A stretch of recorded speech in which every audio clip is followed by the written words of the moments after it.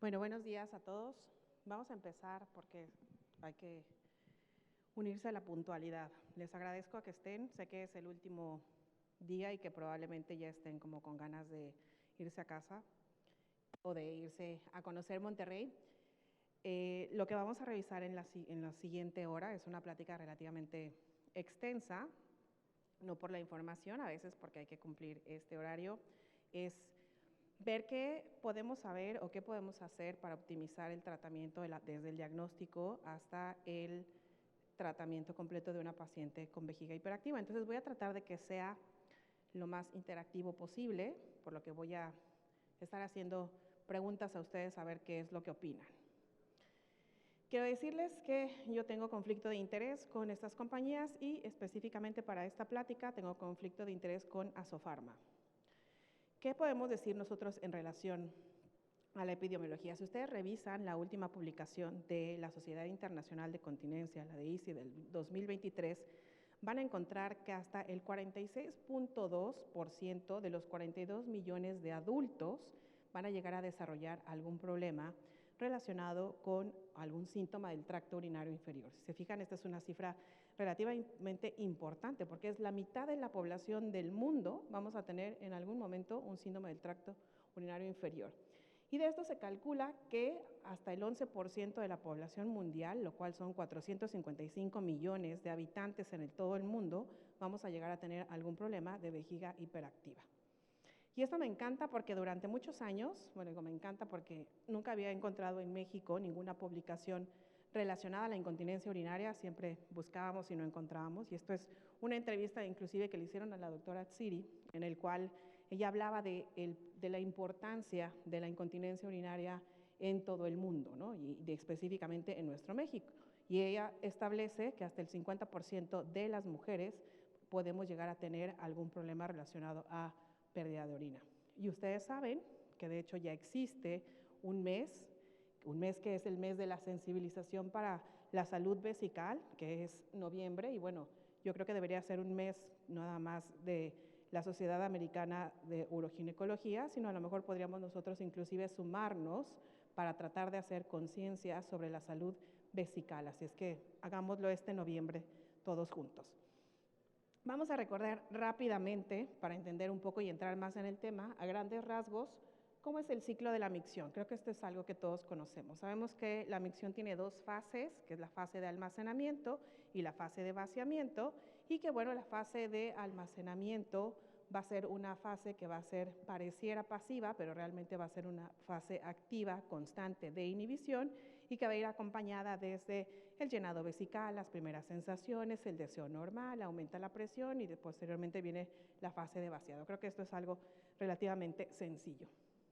Si ustedes recuerdan, la vejiga va a tener dos funciones principalmente, y esto es bien importante que lo recordemos, porque de aquí la importancia de analizar cuáles son los diferentes síntomas del tracto urinario inferior. La vejiga tiene una función de almacenamiento, la cual es el 99% de su función, y de esto va a estar relacionado o va a depender de una baja presión, de que la vejiga sea continente y de la sensación y de la capacidad vesical. Es decir, de estos tres factores, si estos tres factores están bien, esta parte del almacenamiento vesical va a ser el adecuado. Y la fase de vaciamiento, que solamente va a ser el del 1%, va a depender específicamente de dos, que va a ser que tengamos un detrusor competente y que además tengamos o no algún problema de obstrucción. Si ustedes entienden esto, van a entender sin ningún problema cuál es la importancia además de analizar los síntomas del tracto urinario inferior.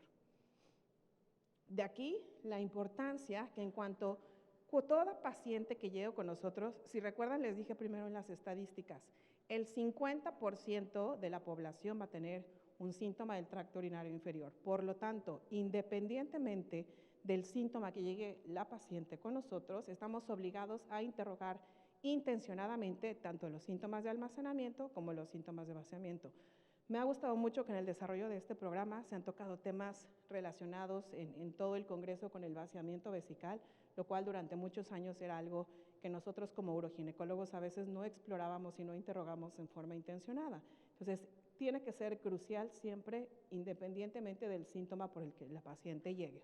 Y de aquí recordemos que estos síntomas, los de almacenamiento, se van a definir, o de estos vamos a encontrar en este grupo a la poliaquiuria, la nocturia, urgencia, la incontinencia urinaria. Dentro de los síntomas de vaciamiento, la excitación, intermitencia, el chorro débil, el pujo y el goteo terminal, y que en relación a los síntomas postmiccionales, el tenesmo y el goteo postmiccional.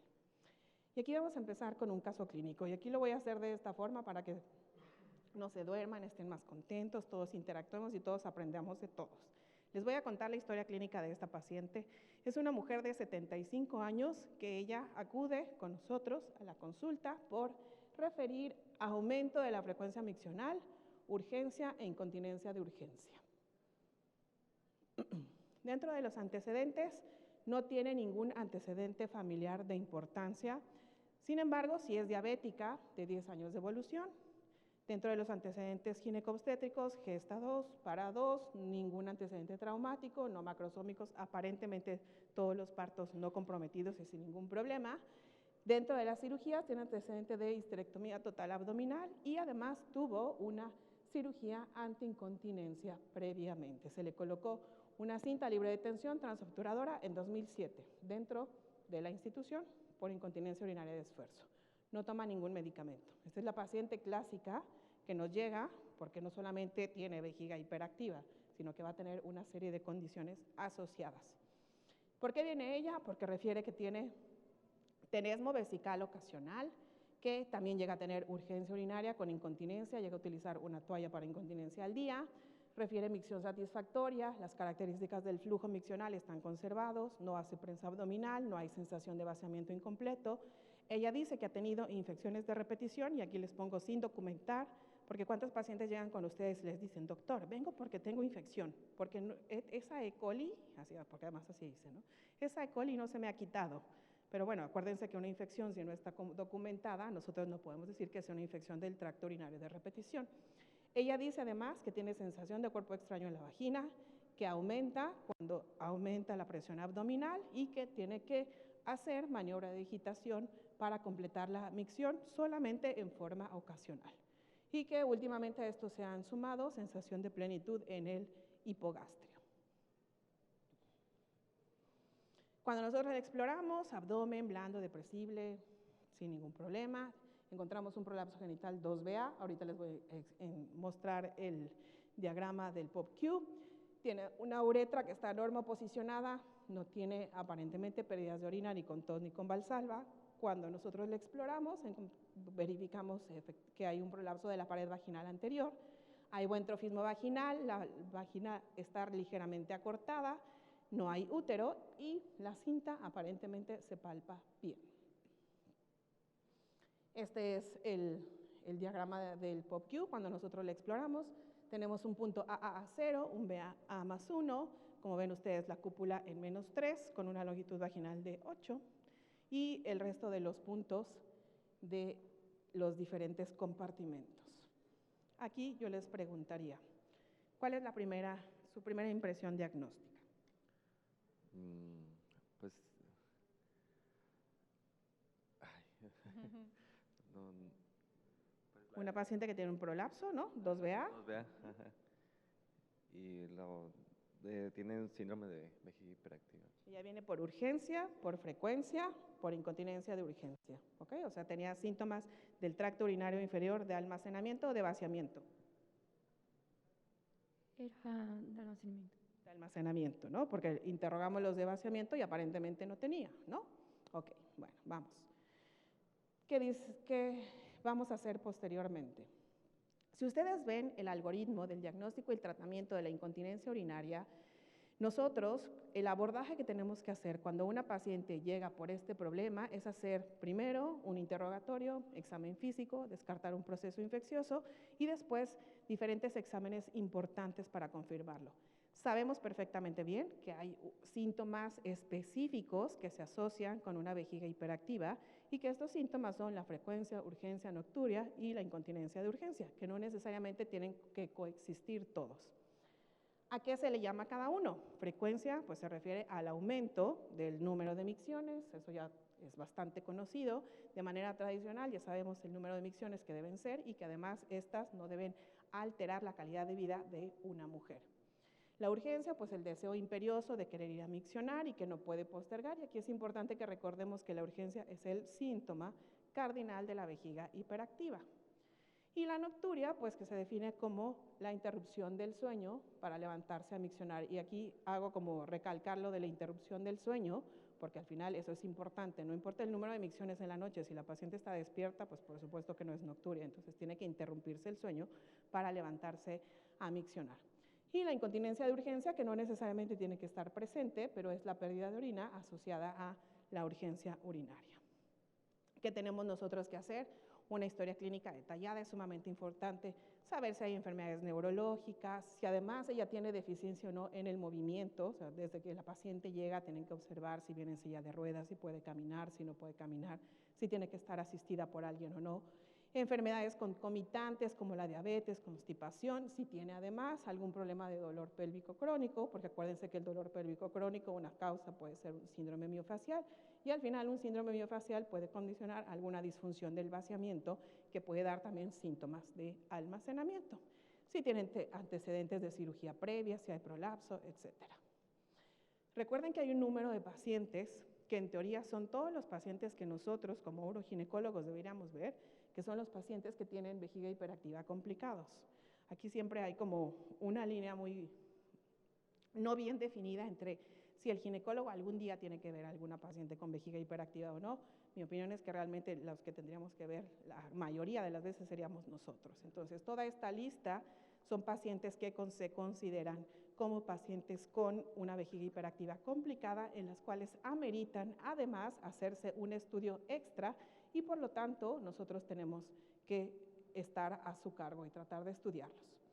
¿Qué vamos a hacer dentro de la exploración física? Hay que ver el estado mental, el abdomen, extremidades, una exploración completa. Y aquí hice un apartado y un paréntesis específicamente para el estado mental. ¿Quiénes de ustedes les hacen mini mental test a sus pacientes con vejiga hiperactiva o con sospecha? ¿No? Primero, si nosotros no sabemos cómo está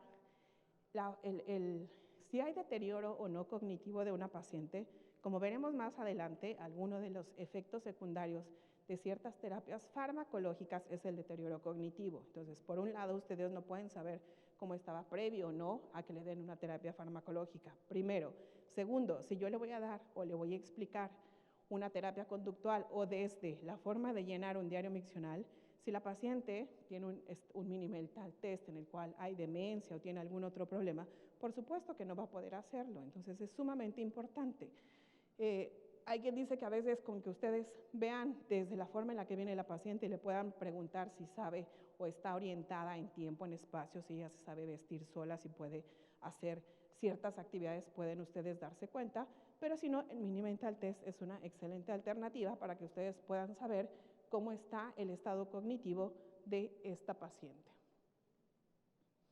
Un diario miccional, y aquí les voy a ejemplificar el diario miccional de esta paciente.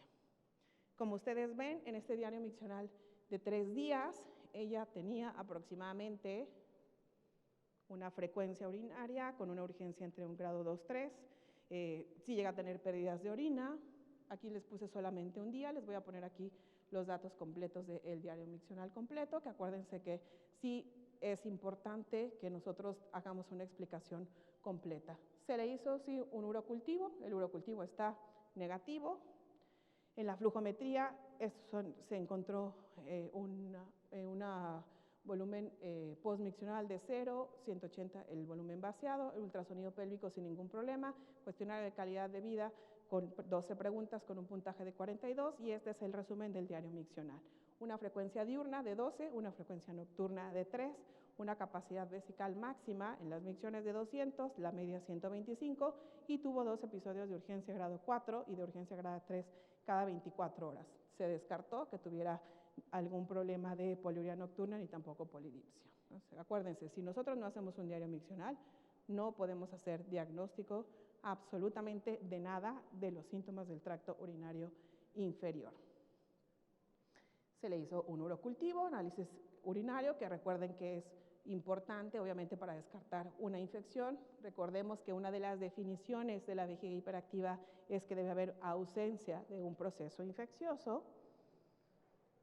Y bueno, viene también en ocasiones la necesidad de hacer estudios mucho más especializados, como puede ser una urodinamia y cistoscopía, que aquí ponernos a hablar nosotros acerca de indicaciones de urodinamia en pacientes con vejiga hiperactiva, pues tendríamos que decir que en general todas aquellas pacientes que tienen síntomas mixtos, tanto de almacenamiento como vaciamiento, son candidatas para un estudio urodinámico desde el inicio. Nosotros en el hospital hemos comenzado a emplear el IPCS como un índice prostático, pero más bien para descartar o verificar que tenga síntomas de almacenamiento o vaciamiento, que muchas veces es una herramienta muy, muy útil. Y como les mencionaba, en ciertos casos, hacer una cistoscopía. Aquí la siguiente pregunta. ¿Se acuerdan que esta paciente venía por síntomas de urgencia, de incontinencia, que no tenía síntomas del vaciamiento, pero sí tenía como antecedente que le habían puesto una cinta? ¿Tiene influencia la cinta suburetral? Yo creo que sí. ¿Quién dice que sí? ¿Quién dice que no? Entonces todos los demás. O más bien, veremos. ¿Qué es lo que nos dice la literatura? Si ustedes ven actualmente, las cintas para incontinencia urinaria están consideradas como el gold estándar de la cirugía antiincontinencia. Eso ya lo sabemos todo y no es como un punto de discusión. Saben que además existen posiciones, desde las posiciones europeas como las posiciones americanas, acerca del uso de los materiales protésicos para incontinencia urinaria, pero que en general sigue considerándose por las diferentes sociedades internacionales como el gold estándar para el tratamiento de la incontinencia urinaria. Perdón. Que de igual forma, cuando nosotros tratamos de comparar la efectividad de esta cirugía con los otros procedimientos tradicionales, en todos los estudios coincide que existe un resultado clínico exactamente igual, pero ¿qué pasa? Sabemos que hay complicaciones asociadas a el tipo de cirugía, gracias, que se haga. O sea, si hay diferencia. Perdón, cuando nosotros hacemos o colocamos una cinta transobturadora y una retropúbica, y como ustedes pueden ver, la presencia de urgencia de novo está asociada más a cuando se coloca una cinta retropúbica. Entonces, ¿tendrá o no tendrá que ver la cinta? Ese día le pusimos una transobturadora. No tenía síntomas clínicos de vaciamiento. La flujometría parecía aparentemente normal. ¿Okay? Entonces, exactamente. Entonces, no es la cirugía antiincontinencia, pero sí puede ser el efecto de prolapso. Y aquí, la doctora Domínguez se adelantó a mi pregunta, ¿ok? Aquí, ¿qué hacen ustedes? ¿Dan tratamiento para vejiga hiperactiva ya con esto o hacen más estudios? Más estudios. Ok. Hacemos más estudios. ¿Qué estudio más le harías? Pues por el antecedente de la cirugía antiincontinencia, aunque no hay síntomas de vaciamiento que son los que más nos preocuparían, pero sería como complementario un estudio urodinámico. Nomás tenemos la flujometría, pero no tenemos todo el estudio completo. No sabemos exactamente cómo están las sensaciones, si está habiendo alguna en la fase de almacenamiento completo. Entonces, sí sería correcto un estudio urodinámico multicanal. Ok. ¿Y si no tuviéramos estudio multicanal? ¿Le iniciamos tratamiento o no? ¿Quién dice que hasta aquí la paciente sí tiene vejiga hiperactiva? ¿Tiene urgencia, tiene frecuencia, tiene incontinencia de urgencia? No tiene síntomas de vaciamiento, solamente tiene el antecedente de una cirugía antiincontinencia. Si nosotros le hiciéramos tratamiento, ¿qué es lo que dice o qué son lo que dicen las guías del tratamiento de la vejiga hiperactiva después de una cirugía del piso pélvico, ya sea de prolapso o de incontinencia? ¿Se modifica o sigue siendo exactamente el mismo? Ustedes, como pueden ver, si ante una paciente que tiene síntomas de urgencia de novo o persistente posterior a la cirugía, lo primero que nosotros tenemos que descartar es que haya una obstrucción, que haya o no un proceso infeccioso, y obviamente las características del material protésico, ¿ok? Y esto si es sí o sí, o sea, siempre tenemos que pensar efectivamente en que exista o no, por el antecedente de una cirugía antiincontinencia, un proceso obstructivo asociado. Si sí, pues por supuesto que hay que darle tratamiento específico. En caso de que no, bueno, el tratamiento de la vejiga hiperactiva por el antecedente de una cirugía antiincontinencia no se modifica en lo absoluto, ¿ok? ¿Y qué es entonces? Y aquí hay una revisión en la cual habla de cómo evolucionan los síntomas de vejiga hiperactiva posterior a la cirugía de incontinencia. Es decir, una paciente que ya tiene síntomas de vejiga hiperactiva y yo la someto a un procedimiento quirúrgico, ¿qué pasará? ¿Será igual? ¿Incrementarán? ¿Disminuirán? ¿Y qué es lo que nos dice? Bueno, que sí hay factores de riesgo que pueden ayudar o favorecer la aparición de esta. Definitivamente sí puede ser que la presencia de la urgencia miccional se agreve o aumente después de la cirugía incontinencia y que bueno, sí definitivamente es fundamental tratar de dar un tratamiento adecuado a ambas sintomatologías. ¿Qué es lo que se llegó a encontrar? Que los principales factores que se asociaban al incremento de la sintomatología, uno era la edad, que aquí pues puede tener cierta razón porque al final son los cambios degenerativos que tiene el músculo detrusor asociados a la edad, y segundo, a los hallazgos urodinámicos. Obviamente en las pacientes en las que previo a la cirugía estos síntomas del tracto inferior además tenían hallazgos urodinámicos, podían tener inclusive aumento en la sintomatología, ¿okay? Y bueno, que nos dicen, en conclusión, que el tratamiento de una vejiga hiperactiva no debe de modificarse si es que se hace el diagnóstico y descartamos que exista un proceso infeccioso o un problema obstructivo, y el tratamiento y el manejo es exactamente igual. Y entonces, ¿por qué tratamiento empezamos? Pues un antimuscarínico. ¿Quién empieza con tratamiento farmacológico? Exacto, terapia conductual, sí, efectivamente. ¿Qué es lo que nos dicen las guías acerca de cómo tiene que ir avanzando el tratamiento en los pacientes con vejiga hiperactiva? Un tratamiento conductual, ejercicios de suelo pélvico, entrenamiento vesical, biofeedback, posteriormente la terapia farmacológica, en donde están los agonistas beta-3, los antimuscarínicos, toxina botulínica, neuromodulación y cirugía.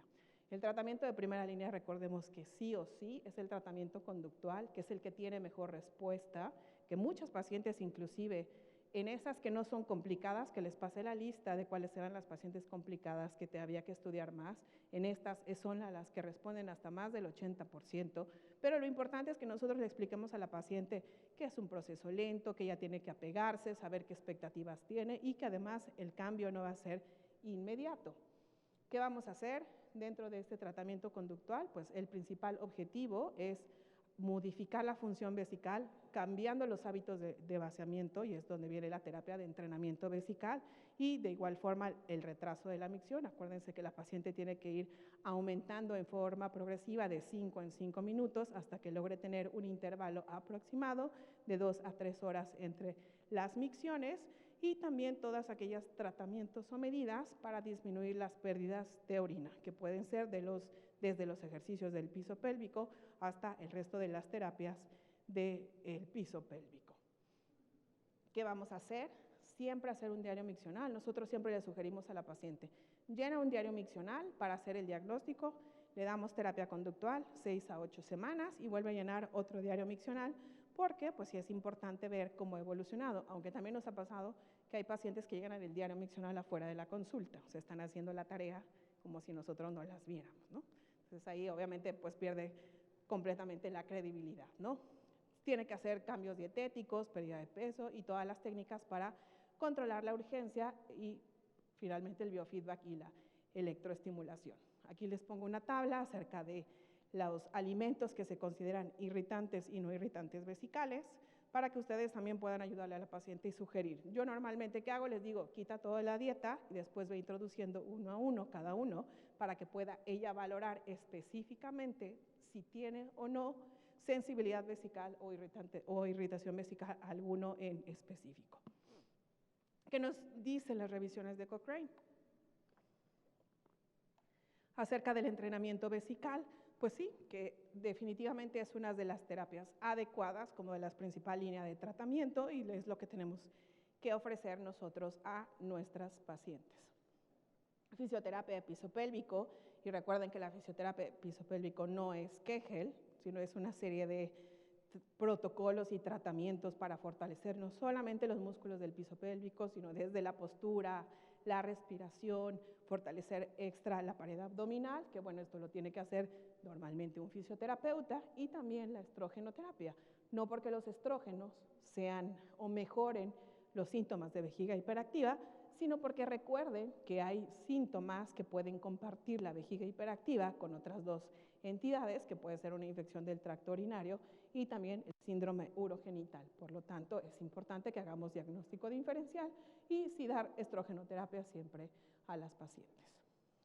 Ahora, vamos a empezar con tratamiento. ¿Qué tratamiento? Voy a preguntarle a alguien más, si no los mismos. ¿Qué tratamiento iniciaríamos?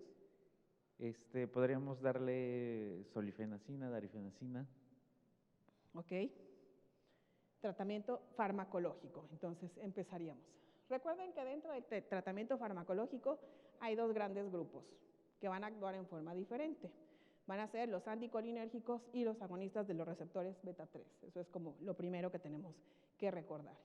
Que además, dentro de la vejiga existen diferentes subtipos de receptores muscarínicos, y esto es importante recordarlo, y que de igual forma van a existir medicamentos que sean más o menos selectivos dentro de estos receptores, y que además no solamente va a existir receptores en la vejiga, sino que van a existir en algunas otras estructuras anatómicas, y que al final esta presencia de estos receptores en otras estructuras es lo que va a terminar haciendo que existan o no la gran mayoría de los efectos secundarios.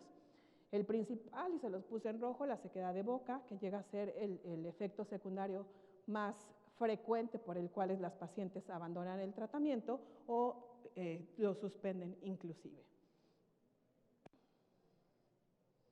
¿Cómo funcionan los agonistas beta-3? Bueno, los agonistas beta-3 van a funcionar relajando el músculo de la vejiga, y acuérdense que va a tener, por lo tanto, un efecto farmacológico completamente diferente a la terapia antimuscarínica, que la presencia de estos receptores se van a encontrar en sitios diferentes a los de donde se encuentran los receptores muscarínicos, por lo tanto, los efectos secundarios van a ser también completamente diferentes. ¿Qué es lo que nos dicen las guías europeas acerca de las recomendaciones para la terapia farmacológica que pueden utilizarse con una evidencia fuerte?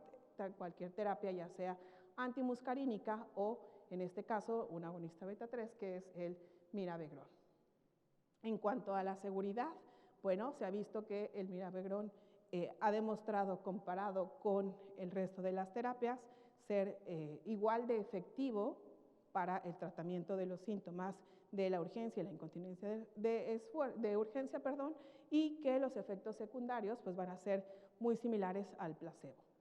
Dentro de los principales efectos secundarios se encuentran los efectos cardiovasculares, de los cuales la hipertensión es el más frecuente, y esto llega a ser como un asterisco porque son prácticamente las recomendaciones o los cuidados que uno debe tener antes de dar una terapia con un agonista beta-3. Se ha visto además que una ventaja extra es que al tener menos efectos secundarios, sobre todo de sequedad de boca, esto le permite a la paciente tener una mejor adherencia al tratamiento, y que a diferencia de la terapia antimuscarínica tienden a suspenderla con mucho menos frecuencia.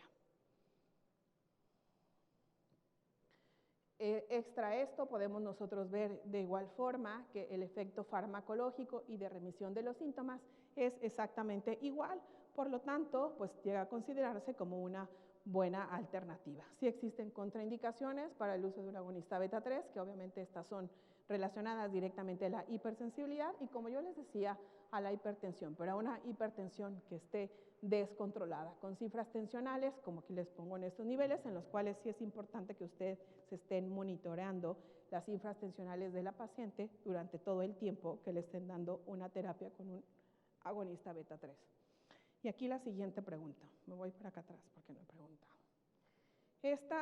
¿La edad de la paciente creen que influya en el tratamiento?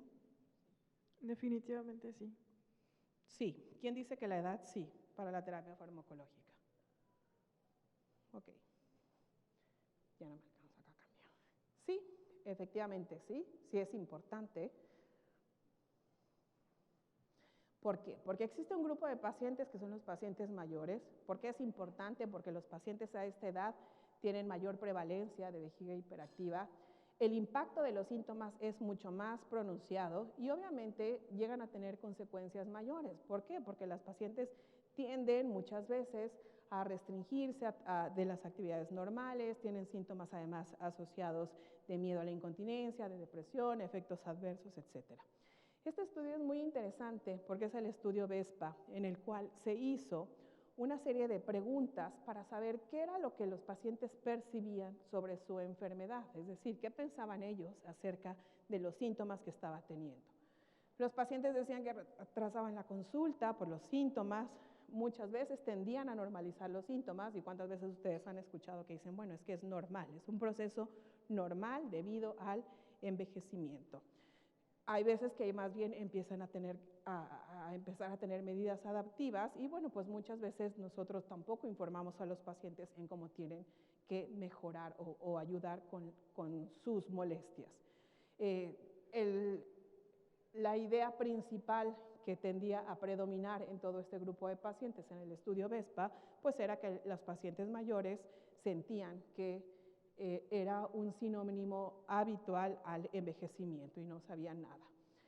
¿Qué es lo que nos dicen las guías europeas acerca del tratamiento de pacientes con vejiga hiperactiva? Bueno, las recomendaciones es tratar de utilizar terapias que no sean antimuscarínicas, sobre todo por los efectos secundarios del sistema nervioso central del efecto antimuscarínico. Se han hecho estudios recientes en los cuales se ha encontrado que la terapia antimuscarínica tiende a ocasionar demencia y puede inclusive incrementar el deterioro cognitivo. De ahí la importancia, como yo les decía al inicio, de hacer un mini mental test en las pacientes para saber cuál es el estado mental previo a que nosotros le demos una terapia farmacológica. Y bueno, definitivamente en este grupo de edad está actualmente contraindicado el uso de un antimuscarínico. La terapia farmacológica que nosotros tenemos que usar es un agonista beta 3. ¿Qué pasó con nuestra paciente? Bueno, la paciente le dimos tratamiento, nosotros no tenemos un agonista beta 3, por lo tanto no le dimos agonista beta 3, le dimos un antimuscarínico, lo abandonó, no mejoró, pero ella ¿qué sintió? Ella empezó además extra a sentir aumento en los síntomas vaginales, tenía mayor sensación de cuerpo extraño y ahora sí, empezó a tener mucho más síntomas de vaciamiento, es decir, ahora refería que tenía sensación de vaciamiento incompleto, que necesitaba pujar para completar la micción y que también había disminuido el calibre del chorro de la orina. Y esto fue, ese no es más 4, era más 1, perdón. Fue un dedazo, para ver si están despiertos. Entonces, esos son los hallazgos cuando nosotros la exploramos. El punto AA en más 1, el BA en más 3, el C en más 1. Como ven, el defecto de la pared vaginal incrementó, de como lo habíamos visto, estaba en más 1 y ahora se fue a más 3. La cúpula también, los puntos posteriores prácticamente normales. Perdón. Aquí me habían preguntado que querían un estudio urodinámico completo. Entonces, aquí tengo la flujometría y aquí tengo el resto del estudio. ¿Qué nosotros podemos encontrar en la fase de vaciado? Me voy a ir como un poco rápido, no sé cuánto vaya de tiempo. Creo que tengo ya nada. Bueno, rapidísimo. Entonces, bueno, aquí ¿qué es lo importante? Que efectivamente sí había hallazgos urodinámicos y clínicos de una disfunción del vaciamiento asociada. Aquí la pregunta es, ¿qué vamos a hacer? ¿Cuál es el siguiente? ¿Le seguimos con tratamiento médico o ahora sí le damos un agonista beta 3, migramos a la siguiente línea de tratamiento de la vejiga hiperactiva, le quitamos la cinta o le corregimos el prolapso? ¿Quién le quita la cinta? Porque la cinta era la culpable, ¿no? Me habían dicho por acá, ¿no? esa cinta está más floja que nada, ¿ok? ¿Le dan tratamiento médico o le corrigen el prolapso? Ah, perfecto, yo también le corrijo el prolapso. Entonces, ¿qué es lo que pasa? ¿Cómo evoluciona la urgencia y la incontinencia después de esta cirugía del prolapso de incontinencia? Bueno, se ha visto que si nosotros hacemos una cirugía para el prolapso, todos los síntomas de almacenamiento y de vaciamiento van a mejorar también. Es decir, que hasta los pacientes pueden llegar a tener una disminución en la urgencia, en la frecuencia, en la incontinencia de urgencia y en los síntomas inclusive de vaciado. De igual forma se vio que cuando nosotros corregíamos un defecto de la pared vaginal anterior, específicamente la vejiga, llegaba a disminuir los síntomas de urgencia, incontinencia de urgencia y de igual de esfuerzo.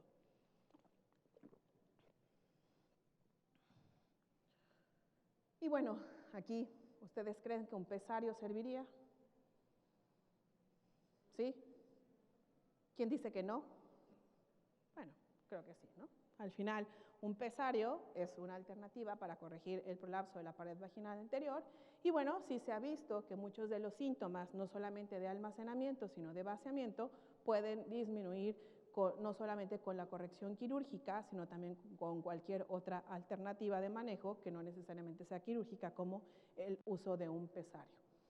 Ahora, ¿qué pasa? Mejoran los síntomas de vejiga hiperactiva tras la corrección del prolapso. Ay, aquí se volvió a repetir esto, perdón.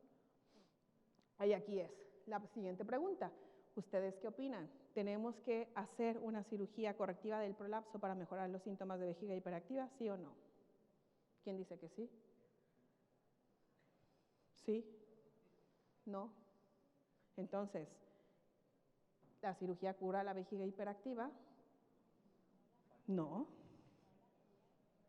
Exacto, no la cura, pero sí quita los factores que pueden ocasionar o desencadenar esta hiperactividad del detrusor, sobre todo cuando el prolapso genera una disfunción del vaciamiento y esta una obstrucción, y después se genera una hiperactividad del detrusor no por un daño neurogénico secundario a esta obstrucción. Y bueno, si se ha visto que en pacientes en los que existe en conjunto síntomas de prolapso y de vejiga hiperactiva, la posibilidad de mejoría de estos síntomas es cerca del 70%. Y bueno, ahí empieza a ser un poco controversial en que si en aquellas pacientes que tienen un prolapso asintomático y síntomas de vejiga hiperactiva puedan mejorar. Yo aquí que diría que muchas veces sí necesitamos un IPCS y un estudio urodinámico porque la paciente, los síntomas o prolapso ya puede decir, bueno, siento apenas un bulto. Nosotros hemos llegado a ver pacientes con prolapsos estadios 2 del BA, en el cual está en 0 o más 1, inclusive con obstrucción y con una hiperactividad del detrusor secundaria a esta obstrucción. Entonces, ahí pudiera ser relativamente controversial. Aquí les voy a hacer como un anuncio previo antes de acabar. Tuvimos un consenso de vejiga hiperactiva a inicios de este año. Aquí las fotos de la mayoría de los profesores en los que participamos. Va a salir publicado por la Comego en los próximos meses. Los invito para que los que estén interesados lo revisen acerca del manejo de la vejiga hiperactiva. ¿Qué podemos nosotros concluir? Pues sí tenemos que ofrecer siempre como terapias de primera línea ante estos síntomas, terapias conductuales, que ya vimos que pueden ser desde entrenamiento vesical, terapias de biofeedback, la disminución en los irritantes vesicales, como la primera línea de tratamiento. Eso no se nos tiene que olvidar, debe ser siempre y es la línea más importante de tratamiento.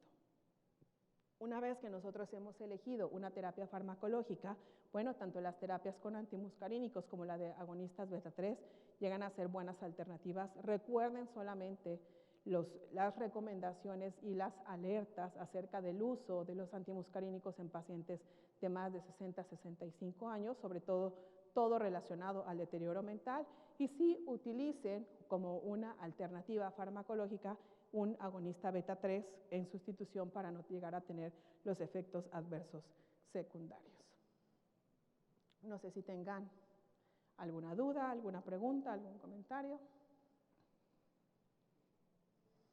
¿No?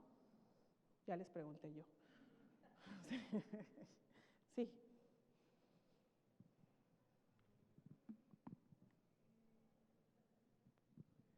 Hola, buen día. No es pregunta, nosotras somos fisioterapeutas y agradecemos la apertura que tiene justo para el abordaje en primera línea de pacientes con este tipo de patologías. Realmente nos enriquece y nos inspira en sus participaciones y pues sobre todo eso, la aportación que podemos hacer desde nuestra área de experiencia para ayudar en la calidad de vida de nuestros pacientes. Gracias, doctora. Y yo aquí preguntándote como si supieras urogineco. No, lo que acabas de decir es súper importante. De hecho, yo hace algunos años no entendía la importancia de la fisioterapia y pensaba con que darle un Kegel a una paciente le estaba dando ya ejercicios de piso pélvico. Ahora entiendo perfectamente que es una especialidad diferente, que la fisioterapia la debe dar el fisioterapeuta, que por eso ha estudiado toda una carrera, que nosotros no somos especializados en fisioterapeuta. Y bueno, creo que la idea específicamente de este congreso que empieza a partir de aquí adelante es el trabajo en conjunto. O sea, siempre debe haber un uroginecólogo con un fisioterapeuta. No es que tú hagas lo que yo hago ni yo lo que tú, sino más bien es trabajar en conjunto. Y aquí yo ahora he empezado a estar mucho en contacto con los fisioterapeutas y de verdad que digo, son sorprendentes porque es inclusive un vínculo mucho más cercano el que llegan a desarrollar con la paciente, porque es además una terapia de confianza, de enseñarle a la paciente muchas cosas. Es que qué bueno que están aquí. Felicidades. ¿Alguien más que quiera dar algún comentario, pregunta, algo decir? ¿No? Bueno, pues muchas gracias por su atención.